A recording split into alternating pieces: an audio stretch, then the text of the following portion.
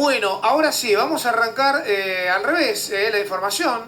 Vamos a meternos en los temas de salud. Vamos a saludar a la licenciada en Comunicación Social especializada en discapacidad. Estoy hablando de nuestra colega también, periodista, Karina Bimonte. Cari, ¿cómo andás? ¿Todo bien? Hola, Fede, ¿cómo va? Muy bien. Bueno, me Muy alegro, me tranquilo. alegro. ¿Cómo anduvo el paso por la Feria del Libro? Ay, muy importante, como siempre digo, ¿no? Valioso cuando se abren este tipo de espacios para hablar de discapacidad. Así que estuvo lindo, la verdad que fui el jueves que nos tocaba insertar a las 6:30 de la tarde, bastante gente. Creo que esto un poco se repitió tal como el año pasado, ¿no? Mucha afluencia de personas de distintos lugares del país que, bueno, que vienen a participar, mucha diversidad de propuestas. Así que ahí estuvimos en el espacio específicamente que se creó desde el año pasado para hablar de discapacidad y diversidad funcional. Hay toda una librería también a disposición. Así que muy, muy contenta de estar ahí en el auditorio. Pero vos sabés, Fede, que algo interesante, porque era el único auditorio, entre comillas, accesible para personas con discapacidad. Me jodés. O sea que, a ver, digo, ¿no? Como en algún punto lo que hablábamos la otra vez, se fomentan espacios buenos, sí, genial. Claro. Pensamos en las personas con discapacidad, pero es como que, bueno, a ver, solamente quienes tienen discapacidad pueden sentirse en comodidad dentro de un auditorio donde se habla de esta temática, cuando en realidad tendría que haber sido algo totalmente natural contar con accesibilidad en todos los espacios, ¿no? Donde se estaban brindando charlas y disertaciones. Como algo adaptado, ¿no? Le guardaban un lugarcito, una cosa así, una locura. Sí, sobre todo yo pienso que es como, a mí me hace un poco de ruido esto de decir, bueno, un auditorio donde se van a hablar de cuestiones que tienen que ver con la temática de la discapacidad. Entonces, bueno, es como este mito que hablamos la primera vez, ¿no? Pareciera que quienes tienen discapacidad solamente tienen que dedicarse a hablar de estas cuestiones, de relacionarse con estos temas. Todavía no lo tenemos naturalizado, ¿no? Porque una persona con discapacidad no puede ir a escuchar un autor, un escritor de, no sé, de ciencia ficción. Totalmente, sí. Pero bueno, a ver, de a poquito. Yo tuve oportunidad de hablar con quien estaba oficiando un poco de coordinadora de este espacio, y ella misma, ¿no? Decía bueno, que era una de las cuestiones a rever y a modificar en las próximas ediciones de las Feria del Libro. Si bien, bueno, este auditorio tenía aeromagnético para quienes tienen discapacidad auditiva y tenía bastante accesibilidad, digo, todavía no es como tendría que ser, ¿no? Si hablamos de convivencia. Claro. Lo loco, ¿sabés qué es? Que te digan, che, bueno, no, lo vamos a revisar, la verdad que para el año que viene tiene que cambiar. Pero van por la 45ª edición de la Feria del Libro, ¿o me equivoco? Claro, la edición número 47 fue esta. 47, o sea, hace 47 años, porque se hace una vez al año, ¿no? No, y a ver, y ahí dejamos en el medio quizás la pandemia, donde que tal vez no hubo Feria del Libro. Si no hubieran sido 48, 49, no tengo justo el cálculo, pero digo, che, ¿se acordaron? Casi medio siglo después de que no estaba los accesos para cualquier persona, ¿no? Qué bárbaro. Qué país generoso, ¿no? Como... Haciendo alusión al nombre del programa. Total. No, y además, vos sabés que recién el año pasado se creó como este espacio pensado para que haya bibliografía, bueno, diferentes propuestas en cuanto a libros, material sobre discapacidad, ¿no? Que a mí eso sí me pareció valioso. Bueno, pero fíjate desde cuándo, desde el año pasado recién, que hay un espacio de discapacidad y diversidad funcional, porque si no, estos libros quedaban como mezclados entre las editoriales, ¿no? Y mucha cuestión que ahí no hace que quien esté buscando quizás algo específico lo encuentre. Entonces eso lo celebro, pero bueno, siempre es como que nos falta algo más, ¿no? Totalmente. No puede ser completo. Sí, en realidad, a ver, si lo pensamos un poquito, no sería algo más, porque es parte del todo, hay una parte de ese todo que está fallando, porque esto no es, che, ¿sabés qué? Hubiera estado bueno si nos daban un vasito de agua con un sanguchito. No, me parece que no. Digo, eso es un accesorio. Acá me parece que estamos hablando de una necesidad básica, ¿no?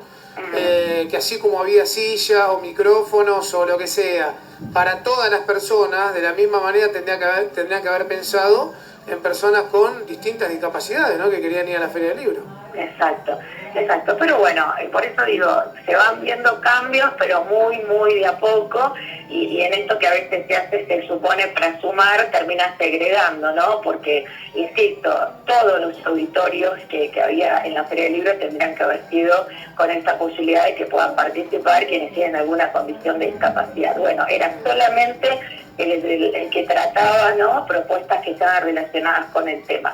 Pero bueno, yo siempre digo que no hay una mala intención, perdón, conocimiento. Quiero hacer un paréntesis. Fue mucha gente a la Feria del Libro, 1.245.000 personas se calcula, Sí. Fue quizás la segunda o la tercera después de la que batió el récord en aquel momento que fue el año pasado, donde fueron 1.324.500 personas. Bueno, obviamente que tiene que ver quizás también con esto que hablábamos, ¿no? La salida de la pandemia 2021, donde no se hizo la edición de la Feria del Libro, entonces, bueno, en el 2022 salió todo el mundo.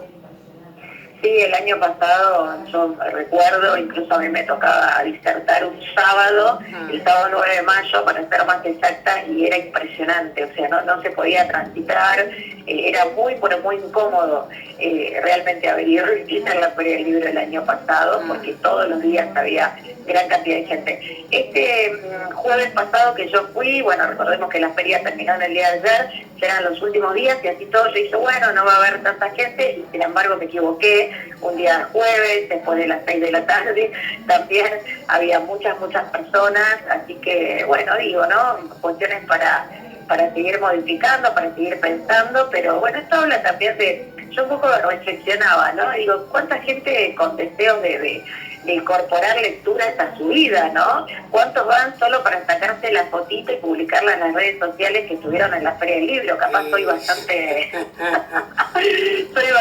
directa. Hoy vivimos en un mundo de imágenes, ¿no? Donde claro. todo supuestamente es por una foto, una selfie, una imagen. Vos capaz que estás en el medio de la guerra de Ucrania, pero metiste fotos con selfie de fondo, no sé, que estás en el Caribe, y uno dice, che, qué bueno, qué bárbaro, mirá que... Y en realidad, viste, bueno, nada, difiere mucho, ¿no?, la realidad de esa foto selfie y de lo que quizás la gran mayoría de la gente quiere mostrar en las redes sociales, ¿no?, que es feliz, que la pasa bárbaro, que está en lugares magníficos. Sí. ¿Qué tema para hablar ese también un día, no? Da para mucho, y sobre todo esto de las apariencias, ¿no? Y yo pensaba en esto, porque veía transitar mucha gente, por ahí pasear, pero con poca compra de libros, ¿no? Quizás. Claro, los libros no son económicos, ¿no? Estaban bastante saladitos. Bueno, había un poco de todo, ¿no? Recordemos que cada uno de los stands pertenece en su mayoría a una editorial. Entonces, bueno, ahí tenían las diferentes propuestas, había algunas que tenían precisamente por estar ahí en la Feria del Libro, ciertas promociones y demás. Así que sí, pero no veía yo tanta compra, ¿no? Veía mucha gente paseando e indagando, asistiendo a las charlas, a las distintas presentaciones, pero no tanto al adquirir. Le van a tener que cambiar el nombre, le van a tener que poner el shopping del libro, ¿no? Porque la gente va más a hacer shopping que a una feria a comprar. Y sí, un poco así. Pero bueno, qué sé yo, a mí siempre me resulta interesante y valioso participar de los espacios, ¿no?, donde se habilita hablar de estas cuestiones, como bueno, vamos a hacer hoy, vos antes lo decías un poco, hablar de fibromialgia, que tuvo que ver con el viernes pasado, que es una enfermedad que vos sabés que no suele diagnosticarse a tiempo. Incluso muchas veces a las personas que tienen esta enfermedad se las considera mentirosas. Vos sabés que dicen, no, estás como inventando que tenés una enfermedad cuando en realidad no tenés nada. ¿Por qué? Porque la fibromialgia es una enfermedad que tiene bastantes síntomas, pero que suelen ser bastante confusos, ¿no? Entonces, por ejemplo, Fede, acá en la Argentina todavía no está reconocida como una discapacidad. Mira. Y eso es bastante fuerte porque hace muchos años que, imagínate, quienes tienen fibromialgia en nuestro país, vienen juntando firmas, reuniéndose con diputados, senadores, para que esto pueda, ¿no?, modificarse, para que exista una ley de fibromialgia. ¿Y qué implicaría la sanción de una ley? Que quienes tienen esta enfermedad pudieran acceder a un certificado de discapacidad y con eso, bueno, todo lo que implica un tratamiento, ¿no? Desde lo corporal, desde lo emocional y demás. Eso no está sucediendo. Incluso, bueno, tenemos experiencia de haber conversado ya hace unos cuantos años con algunos activistas que trabajan en pos de que esto se reconozca. Y bueno, empezó a pasar el tiempo y realmente el proyecto de ley quedó como en tantas oportunidades cajoneado.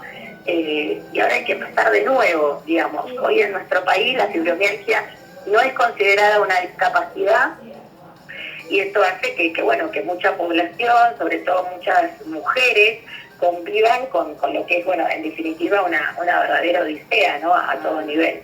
Ahora, creo que queda ahí una especie de gris muy grande, ¿no? Porque la fibromialgia tiene síntomas muy comunes quizás también en otros padecimientos, ¿no? Entonces, claro, ¿cómo distinguir una fibromialgia o la fibromialgia de cualquier otro padecimiento que tenga que ver con síntomas de otra enfermedad? Esa creo que es la parte más complicada médicamente hablando, ¿no? Para que te digan, che, te voy a dar un CUD, un certificado único de discapacidad porque vos padecés fibromialgia. A ver, requiere de un diagnóstico médico, ¿no? Los síntomas más comunes son la sensibilidad y el dolor muscular generalizado. Digo, esto, viste que... ¿A cuánta gente escuchás en el día a día? Vos, tengo un dolor acá en la espalda, en el músculo. Y que quizás uno se lo confunde con actividades físicas o cualquier otro tipo de actividad, o falta de actividad inclusive también por hacer alguna tarea, y que probablemente uno no lo relacione directamente con tener fibromialgia, ¿no? Digo, ¿cómo lo manejan ustedes? ¿Cómo lo hablan con los médicos y los especialistas? Tal cual, Fede. Bueno, este es el principal, entre comillas, problema, ¿no? Que, a ver, el síntoma más fuerte es el dolor generalizado en los músculos, en las articulaciones, en los ligamentos. Pero claro, es como decís, quien en algún momento nos dice, me duele tal lugar del cuerpo, ¿no? Pero a ver, en la fibromialgia esto es mucho más severo, hay un cansancio más profundo, sobre todo aparece durante la mañana, ¿no? Esas personas que pueden decir, realmente me despierto y no me puedo levantar, ¿no? Porque la fibromialgia empeora en el descanso nocturno.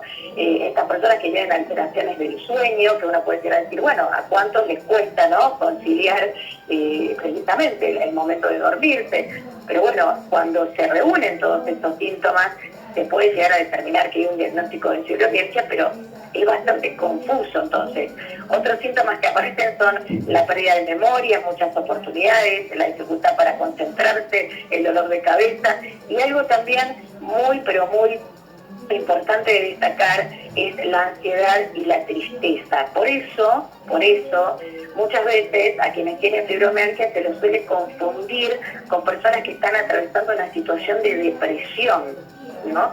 Entonces, lo que se manifiesta ahí es, pero ¿por qué no vas a ver a un especialista en psiquiatría o en psicología? Vos necesitas acompañamiento desde ese lugar, ¿no? Entonces, esto es lo que hace que se atrase mucho más la llegada a este diagnóstico, ¿no?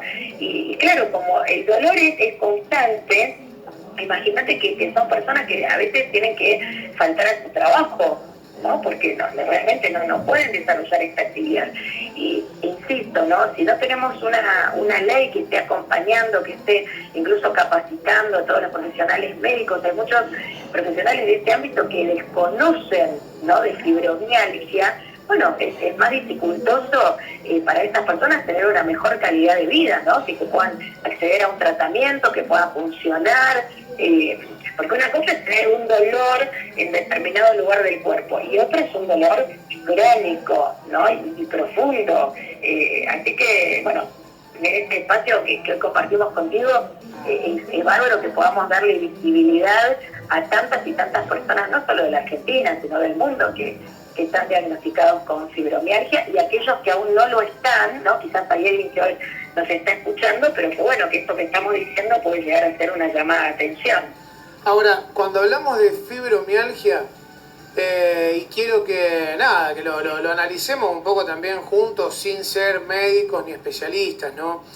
Pero las personas pueden sufrir, vamos a los síntomas, porque esto me parece que es algo, pero recontra normal, entre comillas, y común, en mucha gente de todas las edades, porque acá no pasa tampoco por una cuestión etaria, sino que digo, son síntomas habituales, muy comunes, escuchamos todos los días gente que tiene algún dolor, algún padecimiento de estos que vamos a escuchar ahora. A ver, áreas de dolor, músculos, abdomen, cuello o espalda, esto por lo general uno lo relaciona con dormir mal, me duele el cuello, la espalda, los músculos, bueno. Tipos de dolor, puede ser crónico o general. Después también puedes tener estreñimiento, exceso, bueno, de gases o náuseas, uno lo puede relacionar con la comida también eso, ¿no? Fatiga, malestar o sensación de cansancio, también uno puede decir esto, estoy estresado, estoy cansado, la verdad que necesito descansar. En la parte muscular, obviamente que la sensibilidad muscular quizás puede ser algún síntoma donde, bueno, uno diga, che, para esto no es tampoco tan normal, pero sí el dolor muscular, espasmos musculares, en el estado de ánimo, esto que vos decías, ¿no? Nerviosismo, altibajos emocionales o ansiedad. Mirá que esto que estamos hablando ahora, justamente, estos síntomas, nerviosismo, altibajos emocionales o ansiedad, en este mundo en que vivimos, quizás en esta sociedad en que vivimos, o en este país también, digo, lo vamos a incluir en el que vivimos, digo, ¿quién no tiene nerviosismo, altibajos emocionales o ansiedad? Por no una o dos causas, ¿no? Sino por decenas de causas del día a día. También, bueno, dificultad para quedarse dormido, trastornos del sueño, esto también muchas veces son síntomas de otras enfermedades. Quizás también uno dice, no, la verdad que sabes que estoy pensando en esto que tengo que hacer y no puedo dormir, entonces no lo relaciona uno con la fibromialgia. La parte cognitiva, esto que tiene que ver con la falta de concentración u olvido, bueno, algo habitual, ¿no? Yo me olvido de todo, si es por eso ya tendría que ser diagnosticado con fibromialgia. Pero digo, son cosas muy generales quizás de todos, digo, ¿no?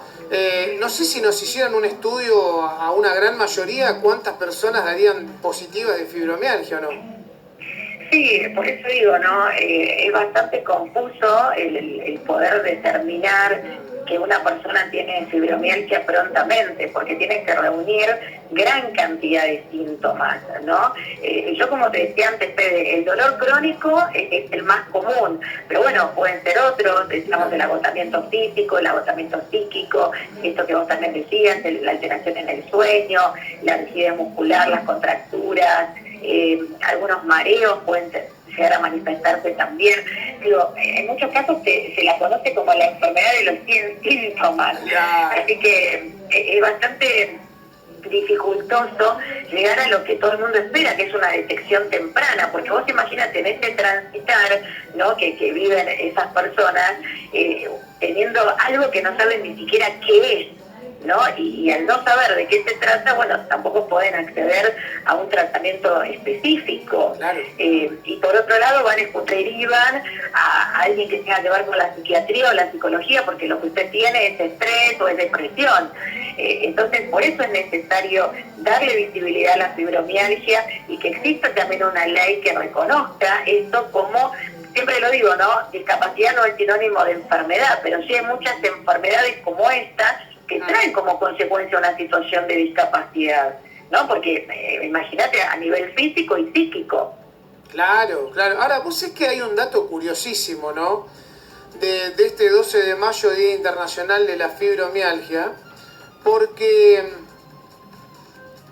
a ver, se habla de un padecimiento de la población a nivel mundial, y escucha esto porque de verdad que es, yo creo que no están haciendo no están detectando, ¿no? correctamente, ni están saliendo a buscar, como en algún momento pasaba con los casos de COVID.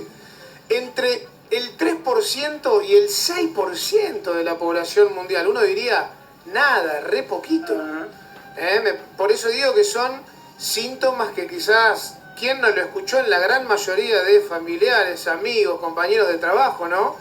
Que uno quizás lo que menos hace es relacionarlo con la fibromialgia y lo minimiza por otros factores, ¿no? Donde pudo haber quizás padecido estos malestares en general o la cuestión quizás vinculada con la ansiedad y todo esto que recién decíamos, ¿no? Yo no sé si se hace una detección, una campaña fuerte de detección de fibromialgia a nivel mundial, pero yo creo que si la hicieran me parece que cambiarían estos números. Sí, además, bueno, hablando un poco no solo de quienes tienen esta enfermedad, sino en definitiva de las personas con discapacidad, son la minoría más grande, ¿no? Porque uno puede llegar a decir, bueno, afecta a un 2,5% de la población. Sí, bueno, pero estamos hablando de muchísimas personas, ¿no? Sí. Y vos sabés que específicamente en la fibromialgia es algo que afecta preferentemente a las mujeres. A ver, esto en los casos que se han dado, hasta en un 90% son mujeres que tienen entre los 25 y los 60 años, ¿no?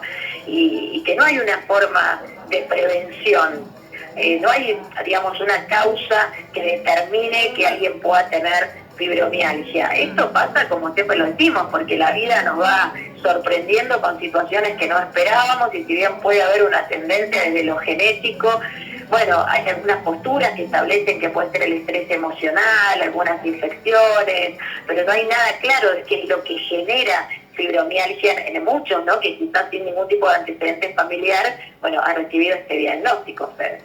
Total. Bueno, nada, interesante, ¿no? Poder hablar de esto porque quizás a veces son enfermedades un poco menos visibles, ¿no? No tienen tanto... A ver, no quiero decir la palabra marketing porque quizás no es la correcta, pero, viste, no se suele visibilizar tanto, no se suele hacer campañas tan fuertes como puede ser el cáncer o cualquier otra enfermedad que quizás sí también por una cuestión lógica de la mortandad que puede tener, obviamente se trata de concientizar mucho más a la gente. Con fibromialgia, creo, y no sé si no me equivoco, no conozco gente que haya muerto por fibromialgia, ¿no? Es un padecimiento crónico, pero que quizás no tiene una consecuencia como puede ser el fallecimiento. No, a ver, esto no hay nada seguro, ¿no? No, por eso lo dejé en la duda, por eso, ¿no? Exacto. No, pero sí, por supuesto que estas personas ven afectada su calidad de vida, ¿no? Sobre todo, como te decía, hay momentos en que el dolor es muy profundo y bueno, lamentablemente la fibromialgia no tiene cura, pero sí, bueno, a partir de esta detección temprana de la cual antes hablábamos, poder llegar a un tratamiento que pueda ser paliativo para todo lo que implica los dolores, ¿no? Y creo que esto que antes un poco decíamos, en nuestro país es necesario que exista también un acompañamiento desde lo legal, porque lamentablemente si no hay una cobertura en tratamientos y en medicación, bueno, para esta persona le va a estar siendo mucho más complicado su tránsito día a día, ¿no? Totalmente. Bueno, interesantísima la charla. Ojalá que tengamos así siempre charlas de este tipo, porque la verdad que hay muchas cosas, ¿no? Que quizás no se hablan en los medios y que la gente desconoce, y que tal vez escuchándote a vos, a gente que habla de este tipo de padecimientos, de enfermedades, quizás de alguna manera puede ser que dejen ahí la duda, ¿no? La sospecha de padecimientos y síntomas como los que tiene esta enfermedad, que quizás lo tienen, pero los minimiza, uno no le da bola, dice, no, bueno, es algo normal, siempre tengo estos dolores. Entonces está bueno que se pueda hablar también, ¿no? Por supuesto, así que siempre agradecida, porque siempre decimos, no sabemos hasta dónde puede estar llegando este mensaje, Fede, quizás hay alguien que hoy nos escuchó y bueno, como decíamos antes, puede ser también un llamadito de atención, no para alarmar ni para asustar, ¿no? Sino todo lo contrario, lo hacemos a modo de concientizar y que cada vez la sociedad esté más informada de todo lo que también nos puede llegar a suceder, porque nadie está exento de, por ejemplo, adquirir fibromialgia. Cari, para dejarlo bien claro, cuando uno va a un médico y consulta sobre la fibromialgia, el primero que tendría que detectarlo, derivarlo, sería un médico clínico. Sí, por supuesto, a raíz de lo que decíamos antes, todos estos síntomas que la persona puede llegar a manifestar, ¿no? Y bueno, quizás, como decíamos, cuanto más capacitados estén quienes trabajan en instituciones hospitalarias, va a ser mucho mejor el poder detectarlo tempranamente, ¿no? Aparte, por eso, vos sabés que me quedé pensando con algo, ¿no? Viste que hace poco fue el Día Mundial de la Celiaquía, y también a veces la celiaquía, hasta que empezó a tener un poco más de visualización y se empezó a conocer más de la celiaquía en la Argentina, que creo que fue a través de la Asociación Celíaca Argentina aquí en nuestro país. Pero digo, hasta que no pasó eso, antes había mucha gente que tenía síntomas varios, quizás similares a los de la fibromialgia, y no lo relacionaban con la celiaquía ni siquiera, ¿no? Y a partir de toda una concientización, de consultas y demás, bueno, empezó a haber mucha gente que era celíaca y que quizás no la sabía y tenía un estilo de vida malo, ¿no? Por dolores muchos y distintos que tenía en su cuerpo, y que tal vez, bueno, hasta que no fue diagnosticado, la pasó mal. exacto, por eso lo hablamos creo que en una de nuestras primeras intervenciones, qué importante que son los medios de comunicación para que la sociedad, bueno, empiece a naturalizar todas estas cuestiones que también existen, porque, a ver, el 29 de febrero es el día de las enfermedades poco frecuentes, ¿no? Cada año, y una de las cuestiones que más se promueve es que se visibilicen todas estas condiciones o patologías que afectan a la minoría. Pero a ver, por más que, como vos lo decías antes, afecten a poquitos, ya esto existe, ya hay que hacerlo visible. Por más que en la Argentina haya un síndrome que hasta ahora se haya reconocido 2 personas que lo tienen, no importa, son personas, ¿no? Y también merecen, bueno, esto, ser tenidas en cuenta y contar con todo el acompañamiento a todo nivel para que puedan tener una mejor calidad de vida. De eso se trata. Total. Vos es que, mirá qué dato, ¿no? Las enfermedades poco frecuentes, uno dice, no, son enfermedades que no existen prácticamente. Es lo primero que uno dice cuando escucha esto de poco frecuente, pero afectan a 300 millones de personas en todo el mundo, ¿no? Claro, claro. No, y digo, ¿se sabe aproximadamente, te traslado ahí cuántas son estas enfermedades poco frecuentes? No, ni eso, Fede.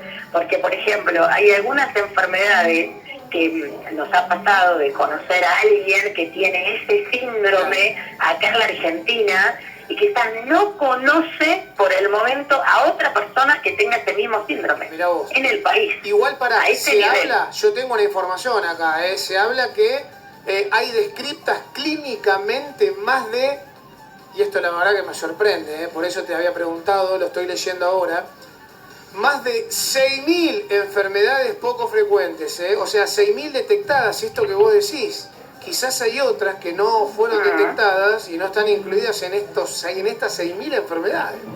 Sí, mira, por ejemplo, el síndrome de Cantú, ¿no? Que hay un niño acá en la ciudad de Rosario que tiene ese síndrome, Wally, hace unos años atrás, bueno, la mamá recurría a las redes sociales precisamente a ver si encontraba más diagnosticados con síndrome de Cantú, lo logró, pudo ubicar a alguien más en nuestro país y después iba encontrando personas en otros lugares del mundo. Digo, síndrome de Cantú, se me ocurre, no sé, síndrome de Marfan, son síndromes muchas veces que tienen que ver o con enfermedades o quizás con cuestiones genéticas, ¿no? No sé, el síndrome del maullido de gato, que también se lo conoce como Cri du Chat, que fue el pasado 5 de mayo cuando se conmemoró también ese día. Y bueno, son cuestiones que quizás alguien nos está escuchando y dice, jamás escuchado hablar del síndrome de maullido de gato. Y hay muchísimas personas que tienen Cri du Chat, ¿no? Como se lo llame. Que vos sabés que le pusieron ese nombre precisamente porque estas personas que tienen en muchos casos también discapacidad intelectual, tienen rasgos faciales y muchas veces cuando lloran, su llanto es bastante parecido al del maullido de un gato. Tal cual. Vos sabés que he tenido la oportunidad de escuchar a una o dos personas y lo primero que uno cree, mirá, ¿no? Cómo son las cosas a veces. Lo primero que uno cree es que está haciendo una joda la persona. Hasta que te das cuenta cuando empieza con la frecuencia que no es una joda, ¿no? Entonces, esto que vos decís, digo, hay muchísimas enfermedades poco frecuentes que nada, quizás uno se siente un extraño en este mundo porque padece una enfermedad de esas, Claro. y en realidad nada, habría que visualizarlas y hacerlas públicas, ¿no? Para que todos sepan que nada, que es un padecimiento.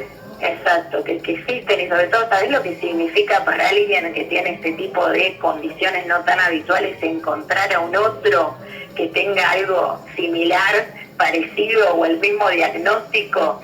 Eso es el salirse de lo que a todos los seres humanos nos pasa cuando alguna situación inesperada llega a nuestra vida, que nos pensamos que somos los únicos en el mundo, que eso nos está pasando. Entonces, cuando las familias se encuentran, sobre todo en otra familia, cierta referencia, acompañamiento, asistencia, eso para ellos es muy, pero muy valioso. Por eso también es necesario el poder visibilizarlo, para que, bueno, mayor cantidad de personas puedan hasta empatizar y vincularse con este otro. Gran charla, bueno. Cari, la verdad que un placer haber hablado de todo esto. Ojalá que las repitamos todas las semanas porque hay mucha info interesantísima para nosotros, para la gente.